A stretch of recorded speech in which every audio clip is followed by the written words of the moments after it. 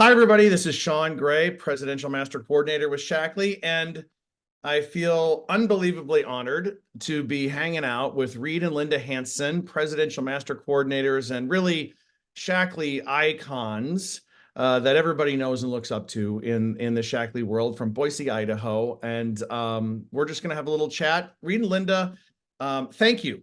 It's great to see you both. You guys seriously, I've known you for my 19 years in Shackley, and you just don't age. I don't know what I don't know what your secret is, but thank you for hanging out with me and having a little chat today. You bet. Thank you for inviting us. We appreciate it. Absolutely. So it's right before Thanksgiving when we're recording this, and you've got some family. They're kind of scattered around. You're going to get some of them together over the holiday at least. We are going to have our son and his family come, and we're just going to celebrate together. Oh, that's wonderful. In Chinese, it's Gananjia is how you say Thanksgiving. Gananjia. So Gananjia Kuai Le, which is Happy Thanksgiving. But you get to see. So your family, you've got how long have you been in Boise? And you have you have three kids, and how many grandkids and all that? Can you share with everybody a little bit about your family dynamics? You know what? We moved here in 1972, and we have 3 children. We have 11 grandchildren and 2 great granddaughters. Oh, we're really blessed. Is it true that being a grandparent or a great grandparent is way better than being a parent? Is that true? It's a different perspective and mindset. And those 2 great granddaughters are in charge. I just want you to know. Are they really? Yes. How old are they? They are 6. Oh, really? Actually. Oh, okay.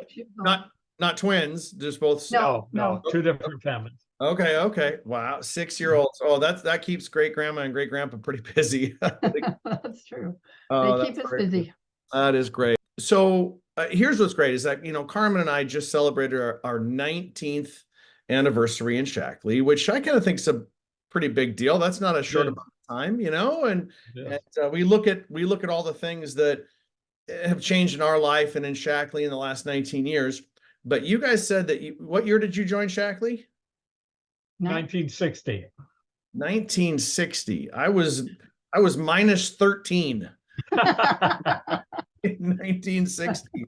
But I think everybody would love to hear your story of how you heard about how'd you find it? Why'd you find it? What were you doing before that? And kind of, what did you see in it back? I mean, Shackley was super young back in that time, and what brought you? How'd you find it? Tell us your story.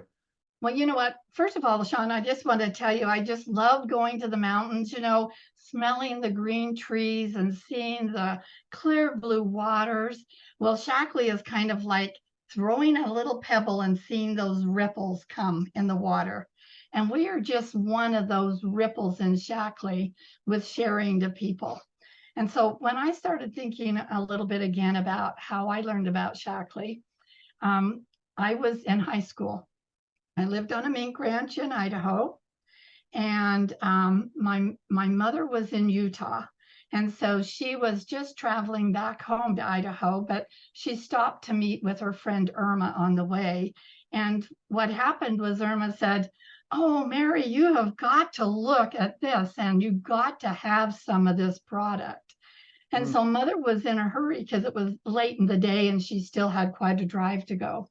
So she bought some Basic H, she sponsored, and then she quickly started home.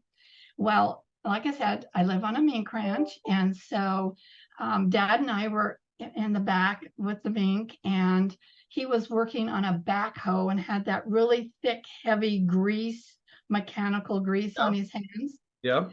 And so Mom arrived home, but she could drive back to where we were.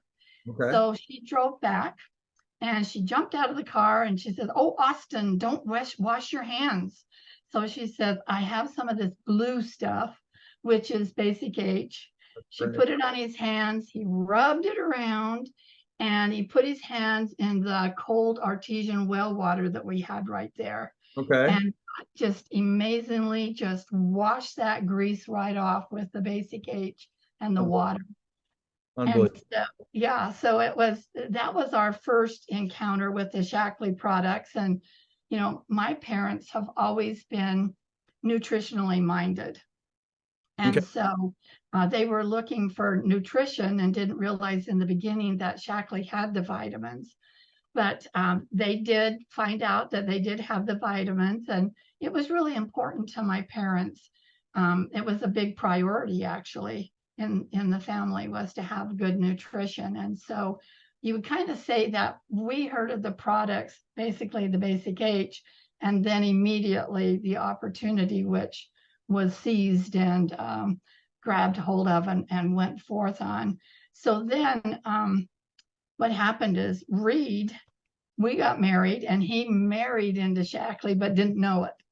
And he loved his Safeguard soap, and so he had to buy his own.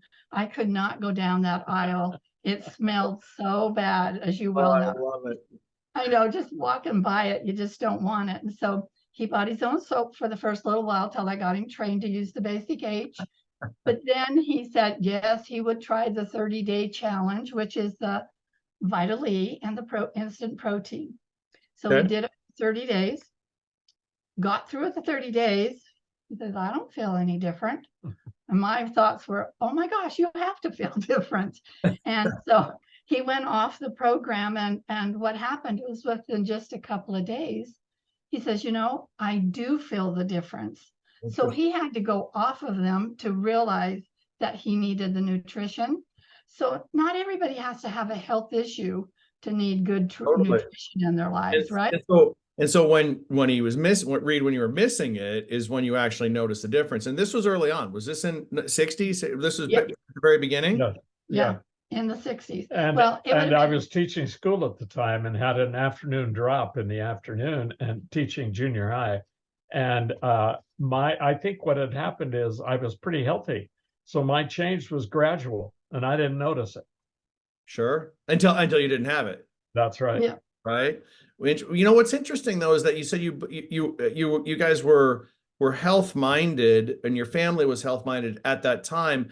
Was that a normal thing back in the in the 60s? Was that, it seems to me that, like, when I was a kid growing up, that wasn't a thing. You know what I mean? It may be family centric, but wasn't overwhelmingly a society thing, more like it is today. Like, people just pay attention to grade. Was that rare back in the 60s? I think it was, yes, it was rare. And the problem that we had in my family is that my dad had had a very bad accident. And so he needed nutrition, and he needed to make sure he was eating properly. So I think that was one of the things that spurred my mother on at Sure. that time. But you're right. It wasn't a regular thing. So when you talk to people back in the day, when you were getting started, was there a lot of pushback from people when you would talk about nutrition and health and green products? Was that like a, hey, what are you, or what was the marketplace like back then? The lead for us then was primarily the cleaning products. Okay. We didn't have to justify those as much. We had to do a lot of education when it came to nutrition. Because Sure. people just had the mindset, as I did early on, if you eat right, you don't need supplementation. Well, that's a true statement. The problem with that is nobody was eating right. And so they needed the supplementation, didn't know it. And the supplements sometimes took, like it did for me, took a little time for people to notice what was going on. Sure. Well, and obviously you guys had, I mean, Linda, you said you saw your dad wash his hands what would be 63 years ago, you know, and that your first product experience is obviously forefront of your mind still today, this many years later. And so it's wild how, I mean, if you look at this, how many people could you even quantify, or not quantify, could you even describe how many times in the last 60 plus years you guys have seen people have that? How many people's lives have been changed by the products in these years? Yes. Very much so. It's overwhelming. I couldn't quantify it. I couldn't put a number on it. When you figure that at one point in this company, we had 17 levels deep in our organization, you multiply that by whatever, you see a lot of people has changed because of it. And I don't know how to number that. It's been marvelous to see. And those that we do know of has been really an an inspirational thing in a lot of ways. No, think of it this way. I mean, you saw your dad's hands get cleaned by Basic Age 63 years ago, and because of that, literally hundreds of thousands or millions of people have been impacted by that. It's kind of a crazy thing to think about, isn't it? I mean, Yes, that's it is. Yeah. And it's like that ripple that I talked about. yeah. It's like we didn't do all of it. We helped somebody else and they rippled right out and they're doing it also. So Reed, you were a high school teacher, and Linda, you were in high school when you saw Shackley for the first time, and so you guys probably got married relatively young, I would say. Yeah, we were 20s. 20, okay, relatively young. So 20. and so you started Shackley at that time, basically. Yeah, Okay. we did. So was there how long did you stay teaching, Reed, or what was did you have other careers in the beginning there, or did you kind of move into Shackley and that's been your career since, or? I taught at the university level for a couple of years, and then we decided that we needed to do something a little different for our family financially, and we decided to go full-time Shackley at that time. Okay. So, when you guys were at the early days, was it called direct selling? Was it called network marketing? Was there a term for what? I mean, Dr. Shackley really kind of pioneered the idea of what we do here for the most part, in our business model. What did you call yourself? What was it like back then? I can't remember what that early word was. I can't know. remember. I'm sitting here thinking, what did we call it back then? I'd But have it to was- look through some notes. It was different, huh? It was something. It was different. I mean, Okay. we just went out and shared. I think, that was the biggest thing. Was just share, share Shackley, walk across the street, Dr. Shackley said, and let them know about it. And so I don't think we had a particular word. It wasn't that deep, right? It was just, It was okay. we knew we could grow and we could, grow in depth and everything, but yeah. Yep. So how the business of Shackley, you were impacted by the products in the beginning, but then the business of Shackley, how quickly did that come for you guys to be able to say, hey, if we built a team, we could create this? Was that pretty early on? Did it take a while? We saw some presentations early on that we woke up to and said, okay, yeah, there is a future here and something that we could build, something that would last forever. And so yeah, it was fairly early on. We were primarily product driven for a few years, and then suddenly we realized there was a business side to this opportunity. Cool. And one of the things is that even when we were at the university, we were sharing and building it. We had a small business going at that time. Right. And so that's when we did decide, that's when we just packed up and moved back to Idaho and said, we're going to go for it. Oh, really? So where were you living at the time? The university? Cedar City, Utah.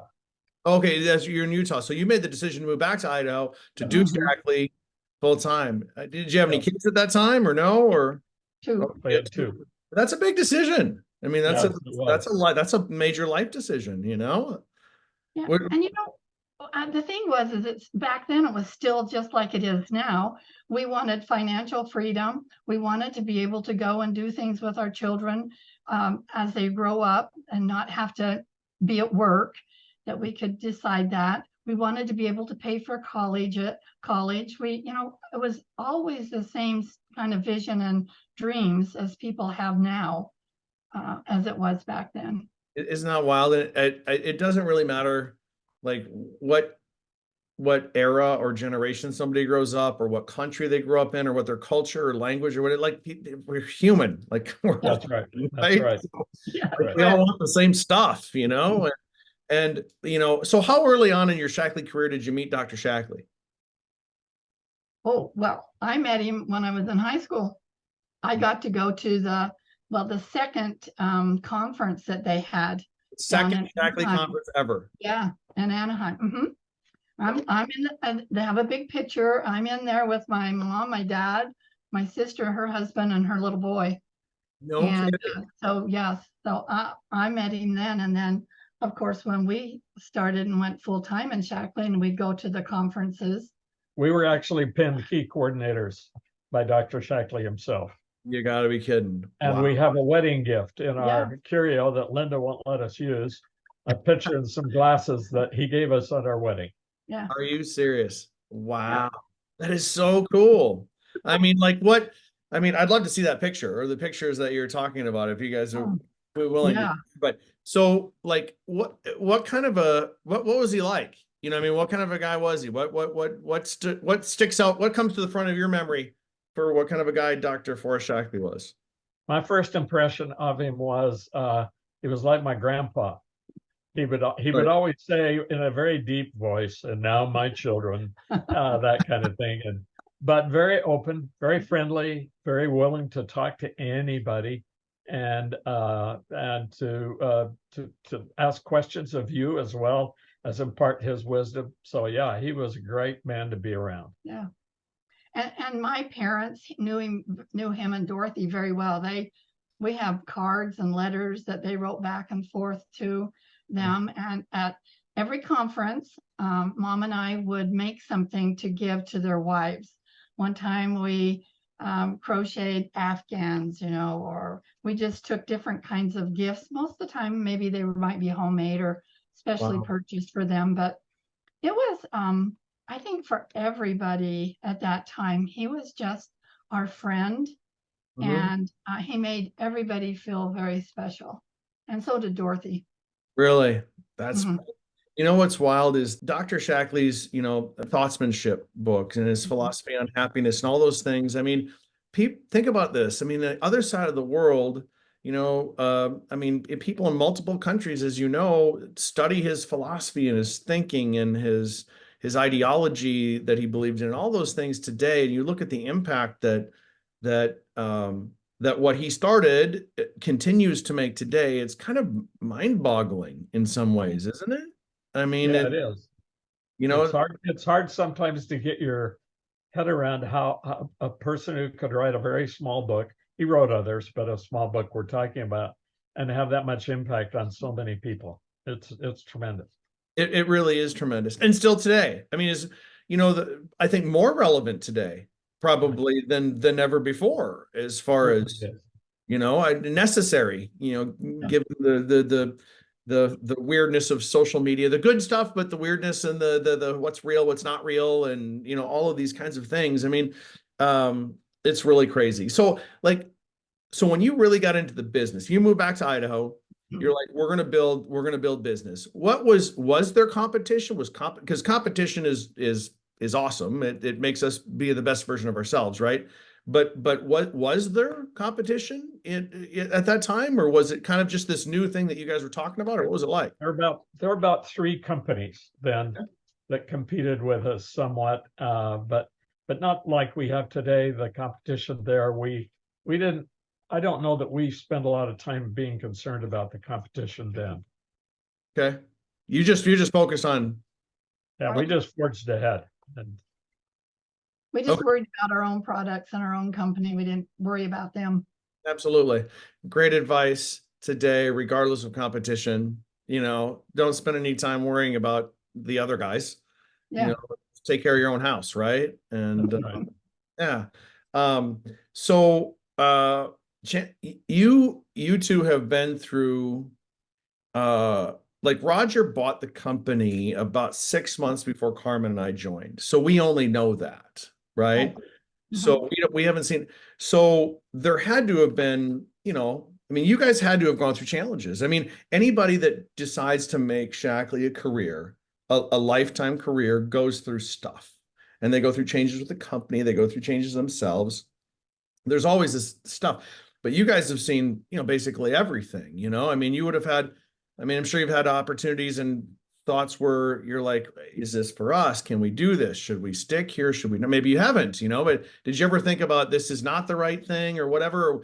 How did you work through all of the things that Shackley's worked through, changes in ownership and Dr. Shackley passing on and different management and all of these things? You guys have stayed stable through that entire thing. Tell us what that was like. Oh, okay. Yeah. I think because the distributors were very tight.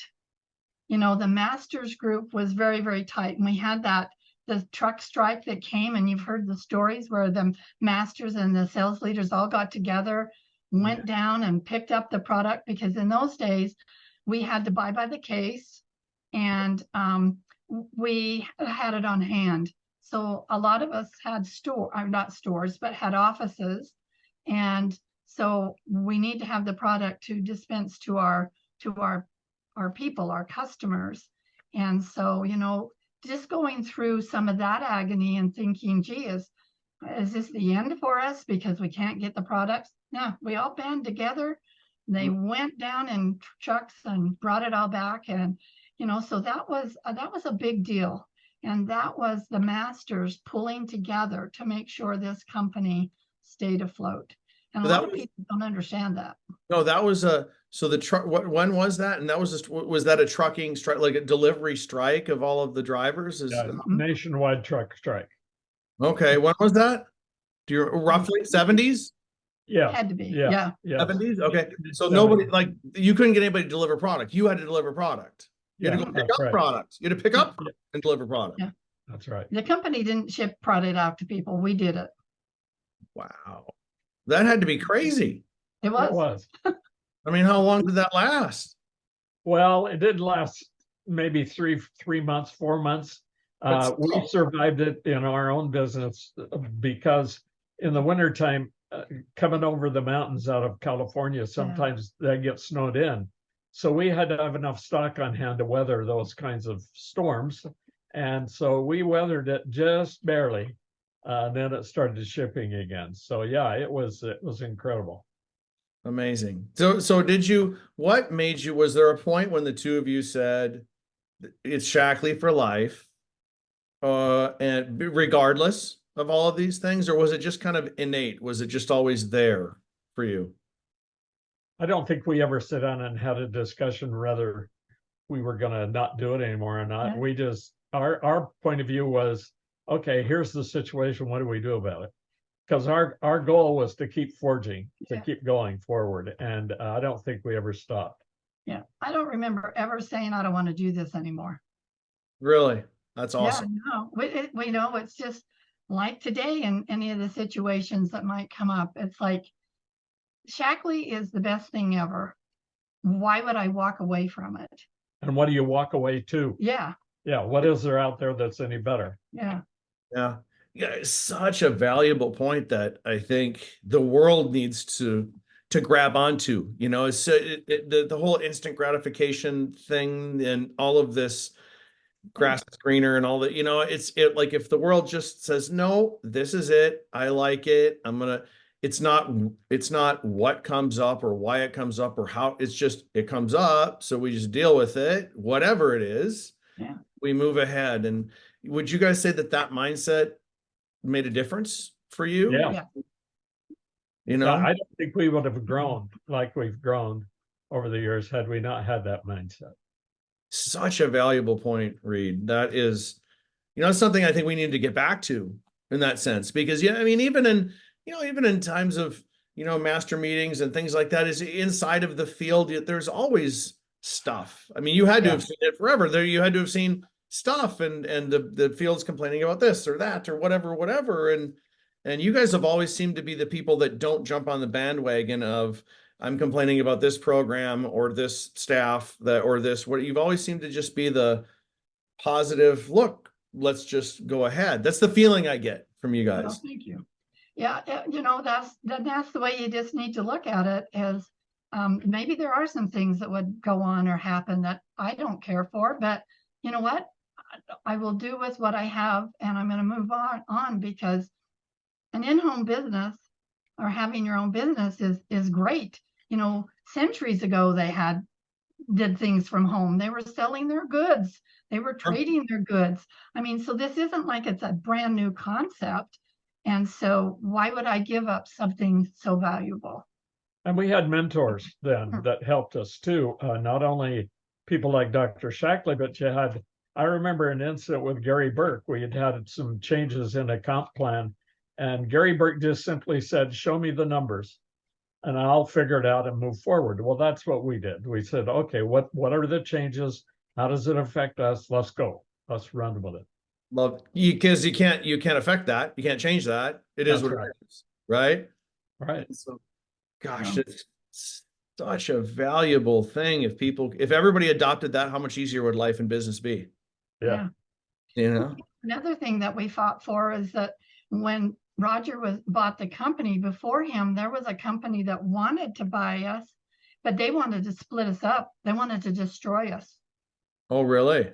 Oh yeah. And so, we prayed a lot that our company would make it through. And so when Roger came, it was just a blessing that he came, and he is so much like and thinks so much like Dr. Shackley. And yeah, so Wow. we heard that too. It wasn't a great time because, we worried, and we just didn't want that to happen to such a special company. It's almost like, yeah, call it destiny or call it, karma or call it whatever, call Yeah. it God's plan. There's something special here. Yeah, there is. There really is. And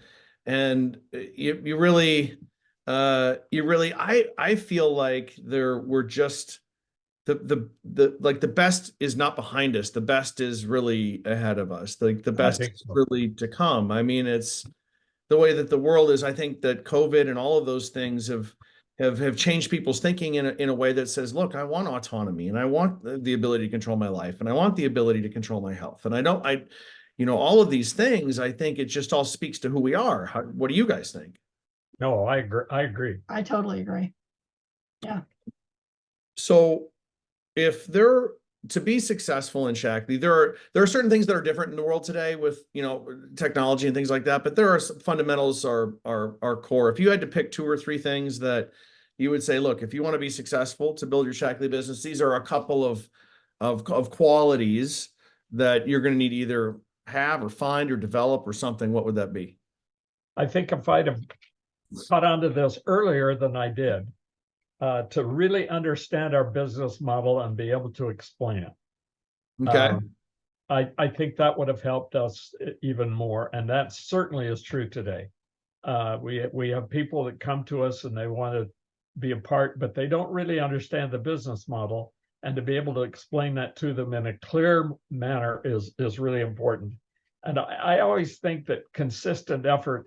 We used to tell our people when they would start on a nutrition program, consistency is probably more important than quantity. So you take those two Vitalia every day, and you do it every day before you determine whether this is good for you or not. So I think consistency, consistent effort, just doing it, working out a program that works for your schedule in life, and go at it. Consistency is a choice, right? It's not a Yes. right. And so if would you say that if people make that choice from the beginning, it would make a difference? Oh yeah, 100% difference. It's what keeps people energized and going. I think is consistent commitment to consistency. And you know what? Lots of times things happen and all of a sudden your consistency slows down or whatever. Just jump back in on it. Sure. Life happens. And so I think sometimes we want to beat ourselves up because we might have missed a day, but it's just making that habit and making it a good habit. I think another thing was having the long view, not Okay. just looking at the moment, not looking at what happened today necessarily, but in the back of your mind, always have the long view of what's happening and what we're trying to build, where are we going, what are our goals, that kind of thing. The long view, that mindset is needed. Totally agree. If you make decisions in life based on what's in front of you today, that's a recipe for jumping around and never really finding a path, right? Correct. I was going to ask you guys if you were to give yourself some your beginning selves advice from like if you go back into when you started, what would that be? And what I'm hearing from you is say like I understand the plan, be able to Yes. explain the plan, explain our business model, explain clearly who we are, get good at that. Number two is being very consistent on a daily basis, not beating yourself up. And number three is having a long view of from the beginning on a daily basis, which are all flipping awesome advice. Is there anything else that you would give yourself advice, knowing what you know today? Look back at the beginning and say, I wish we would have known this earlier. Is there anything else that pops into head? Well, what popped in my head was something Ray had said to me when we were talking about this, and that is I do have a vision board over here on the wall. And the words on the top in big says bold actions. So I think I would have been more bold with people because when we moved from Provo, Utah to Cedar City for Reed to teach at the university, that's when we were kind of breaking out of our shell and telling people, and we had so many people say to us, friends, why didn't you share this with me before? Really? Before you're leaving. And so I guess by the time, we went to the university, then we were being a little bit more bold and sharing. Sure. And so, I guess that's one of the things that I would say is that I wished I would have been a little more bold. And having said that, one of the things I thought of too was if you had somebody that even nodded like they were interested, we backed up the truck and unloaded. I mean, we just talked and talked and talked. I wish we'd have learned how to listen more and ask questions, better questions. That's taken. We're still learning that one. We're still learning on that one. We haven't mastered that yet, but. Oh, I love it. You seem like you can create rapport and relationships that you understand that it's people, and that you connect with people. And if you take people where they are, what would you say to somebody that says, gosh, I'm not necessarily a people person. I'm kind of introverted. I'm kind of whatever, people say, I don't think I can do these. What kind of counsel have you given to people that pull that card on you? I go immediately to teaching them how to ask good questions. That doesn't require a lot of knowledge of background. I need to know the science of Shackley. It doesn't take any of that. It's just ask good questions to build that rapport. And as that builds, they'll find it much easier to talk to people. Great point. Because guess what? If somebody else is talking, they feel that if they're talking to you, the more they talk, the more they trust you, right? That's right. That's right. The more rapport we are building, I mean, that's people. The number one thing people love to talk about is themselves, and so if you get good at asking questions, they trust, right? And so that's great point. So if you had to define like what leadership is, how important is leadership? What does that mean in Shackley? Very few people, some people come into Shackley saying, I have leadership skills, I can do this. I didn't. I think most people probably don't. We're all average people, right? So how important is that? What does that mean inside what we do? I think one point of leadership is you're willing to do it too. It's not a matter of just standing in front of a group or talking to a person and say, you go do this. This is what you have to do. It's much different conversation if you say, here's what I've done, here's how I did it. You can do it too. That kind of thing is a whole different dynamic in leadership. Do you think that those are those skills that are nature versus nurture? Is that a you're born with it, or is that a hey, we can learn these things? You might have come from a culture where some of that was easy. You might have mentors that you watch, but by and large, the answer to your question is it's something we develop, we build, we train ourselves, we do a lot of personal development to find out if our wording is right, if we can improve that, if we can improve the questions we ask. All of that's important. So you're saying it's intentional. Like, I mean, Yes.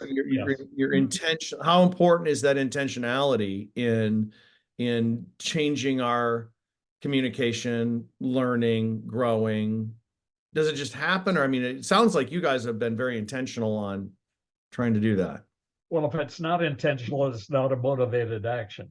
So you don't do it if it's not intentional. If you don't make a decision to get up and walk in the other room and get a glass of water, you don't get up and go do it. So you've got to have that in the back of your mind all the time.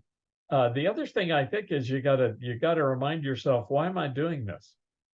I'm a firm believer, the bigger the why, the mechanics of how to get there are less important. And we've all seen them, Sean. You've seen people that make what I would consider to be glaring mistakes sometimes, and they grow well. It's Right. because of their heart. It's because of their strength and how they go forward and how they build relationships with people. And they're authentic. Yes. Great And point. yes, I do believe there's probably people out there that it's easier for them to gain these leadership skills. I think some of us have to work harder at it, but I too feel like that it's something we learn. One of the things I read quite often is some of the books or the books about UCLA coach John Wooden. Sure. One of the things he said early on to a student of mine, believe it or not, was, in all my years of coaching, I've never once used the word win. Really? I found that incredible. His philosophy was, I teach you the fundamentals. If you do that well, we will win. So his focus was on developing those skills in those players, not in standing there and lecturing to them. So he built that relationship with them. I tell you what, how do you feel those points fit in today's world? You know, in today's world, with how connected the world is and how social media driven it is and things like that. Those fundamentals that were, John Wooden talked about way before internet and everything else, are they valuable today? Are they not? Are they more? What's your opinion on that? Well, my opinion is they're probably as valuable as ever, because we live in a me society. It's all about me, and sometimes we've got young people that we're trying to teach that won't even pick up a phone. If they can't text it, if they can't do it in the modern world, the social media kind of thing, they won't pick up a phone to do follow-up. So we have to teach them how to build a relationship. So yeah, I think those are still valuable. I think there are principles that are constants. They won't change. Doesn't matter what the world does. Those principles are true. And if you stay to those principles, you'll be fine. I couldn't agree more. I love it. So you guys have seen this evolution from, in 1960, Shackley was still, it hadn't really hit a growth, That's right. phase at that point, had it? It was. No, the real strong growth was in the mid 70s. It was. Okay. So, you went through a lot of years of, yeah, I would say plowing the fields with a hand plow, and, it was a lot strap over our shoulder and exactly. It was a lot of work, but you still had that belief and things like that, and you've seen Shackley go more than probably just about anybody in the company to where it is today, and Roger and all the ownership. If you sit and contemplate, what are the next 20, 30, what are the next 60 years look like for Shackley? How do you guys feel about it? Do you feel like there's good stuff ahead? What do you think the future looks like, in your opinion? I think, like you, we've just begun to scratch the surface. I think Shackley has a tremendous future, and I'm glad to be a part of that. Now, do I have to change because of the changing times of things and learn how to do a little social media and other things? Sure, I do that. But so who knows what the change will be down the road when AI takes over and that kind of thing. So who knows? Right. I also feel like, that an in-home business is still the future. Even like it was years ago for us, it was our future. I think it still is the future of many people.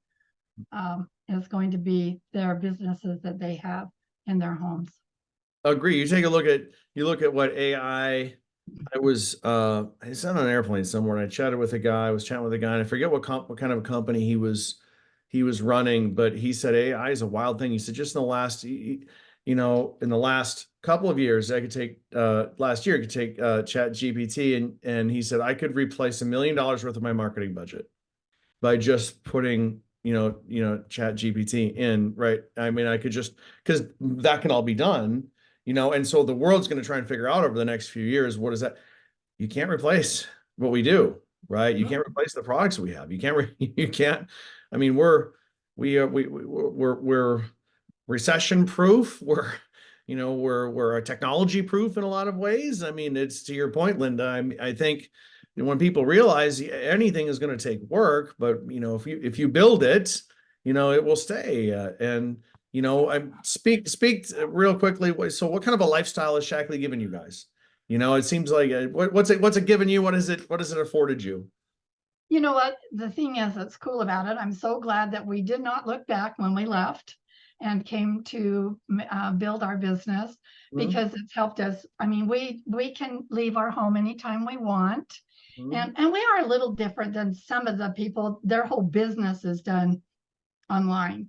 Right. Ours, we still have a little bit of an office. But you know what? We can still leave when we want to. If somebody calls and says, gee, do you want to go to lunch? Or if a grandchild has something, we can go. If our children need us, we can leave town and still work our business just like anybody else. It has given us the financial freedom we need. We live in a world now that sometimes our children cannot afford a home or afford a lot of things that we can, and we can help them. And of course, hopefully that they will see the vision and build a business also. But it has given us that. It has given us travel that we would have never been able to do. It has just been the best thing for us. And I think most of all for me is that for our family to be together, that we can be helpful and we have financial security and freedom. That's I have nothing to add to that. It's perfect. Well, I really appreciate you guys taking the time. If you had to offer any closing thoughts to anybody that is, going through maybe the beginning stages of their business, or a revitalizing stage of their business, because we all go through those. You go through those at the very beginning, and then you hit maybe, let's call it a wall, and you kind of have to reinvent yourself a little bit. And your kids leave home, and there's all these life changes, but Shackley's still this constant that is always there. If somebody's at a reflection point, I guess, is there any advice that you could give them that just pops into your head? I think somebody that's being that reflective on their business, they need to look at why they got started in the first place, number one. Number two, where they would like to go. And then in between that, they just need to be open and honest and authentic and talk to a lot of people. And believe it or not, on my computer right here, I have this little quote that I think kind of says something that I like. And that is, it says, the future belongs to those who believe in the beauty of their dreams. Love that. Love that. It's so easy to get caught up in comparing ourselves to other people and other things, especially in the social media world, right? And not take a step back and say, who am I? What do I want? Where do I want to go?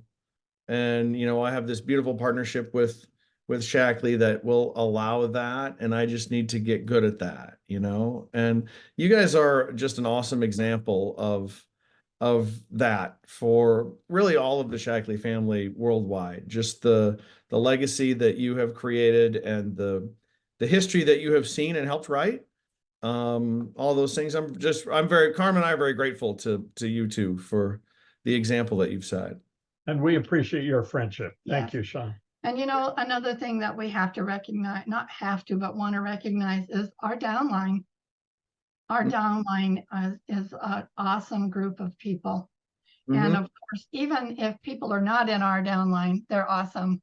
We just love everybody in Shackley. And but we have to give credit also to those others who are building and helping Shackley to be strong. Yeah, you guys have always have had a big heart. You know, it's kind of like love. It's love first, and there's no place for arguments or strife or whatever it is what it is. That seems to be like to me that's just seems to be the example that you guys have set since we have come here just 19 short years ago, and so we're excited. So you're excited about the future of Shackley, and 63 years in, you're still actively doing Yes, this. we are. Yep. Yep. Yep. And he's Who wants to retire? Nobody. exactly. What are you gonna do to retire? I mean, this is way more fun, right? All right, I can come and go anyway, so why retire? I love it. That's a great example. Well, thank you both for taking the time. It's been awesome. I enjoy, Carmen. I enjoy seeing you. Spending a little bit of time, and certainly in passing all these things at conventions and trips and things. And so we've got a lot more of those ahead in the future. That's true. True. That's right. So you guys are great. So thank you so much. It's been a lot of fun chatting with you, and we'll look forward to seeing you, at the leadership convention here this June. Yeah. Yes. Thank you. We'll You be bet. there. Thanks. Hey, thank you. Bye-bye. Goodbye.